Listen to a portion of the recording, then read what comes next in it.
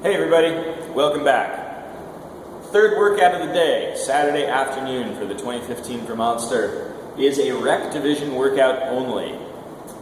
Team total is the workout. We are totaling 1 rep max attempts for your team through 4 different movements. The first movement is a strict press. This is a shoulder press taken out of a rack. Once you have established a locked out position with the hips and the knees, we are looking for a arms-only press to a full lockout position. That means we're looking for elbow extension, fully lock out elbows, and the bar stacked above the midline of the body. You may return the bar to your shoulders in any fashion. Catching with the soft knee is allowed. Dropping the bar to the ground is allowed, as long as we have completed the press under control. This is not a push press. There is no dip drive allowed on the press up. There is no bounce allowed with the arms. Your judge will be watching for these things, and they will no rep your attempt if they see any of this. Strict means strict. Second movement, bench press. Again, handoffs are allowed to your teammate. Once the bar has been handed off, we're looking for control in the lockout position. The bar will descend to a contact point with the chest, and then a press back up to full lockout. The bar must contact the chest at the bottom of the rep, and you are not allowed to bounce the bar off of your chest. Judges will be watching for this. You need to show control through the repetition. That means at the bottom and at the top of the lift. Full lockout, of course, at the top, and then if a team member or members want to help you re-rack the bar, that's fine. A single spotter is allowed. The judge will be watching for any contact of the bar by the spotter, even accidental contact. Any contact of the bar by the spotter will result in a no rep. That attempt will be voided. You may reattempt the weight, that's fine. Any number of attempts may be made, and the weight may be added or removed from the bar as needed. There is no requirement to only add weight or to not take weight off. You may adjust the weight in whichever direction you like as you go. Following the bench press, your team will move to a front squat. Again, taken out of a rack. The front squat will start under control with the hips and knees locked out at full extension and the bar on the front of the shoulders.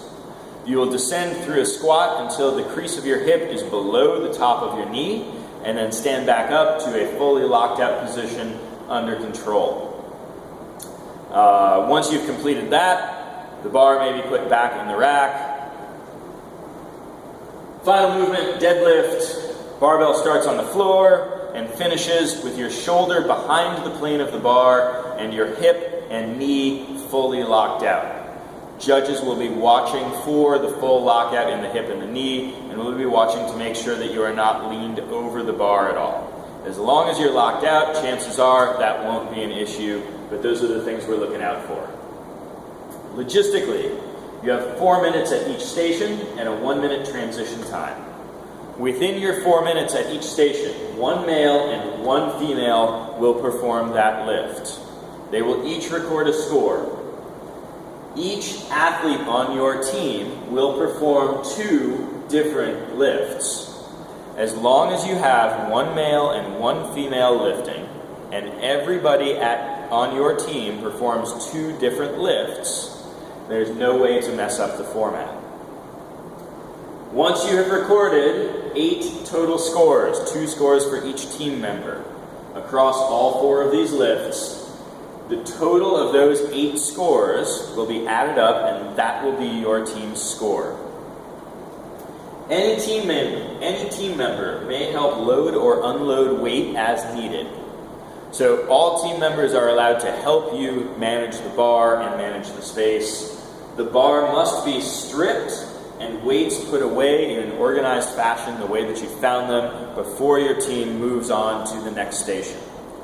If you finish lifting, if you make your 1 rep max attempts and you record them successfully and you're done lifting before the 4 minutes expires, you may strip your barbell and reorganize your weights beforehand.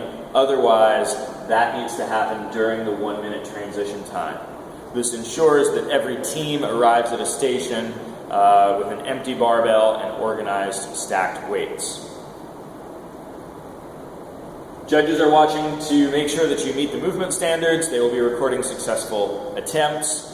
The easiest way to avoid barbell math errors is to communicate with your judge as you are loading the weight.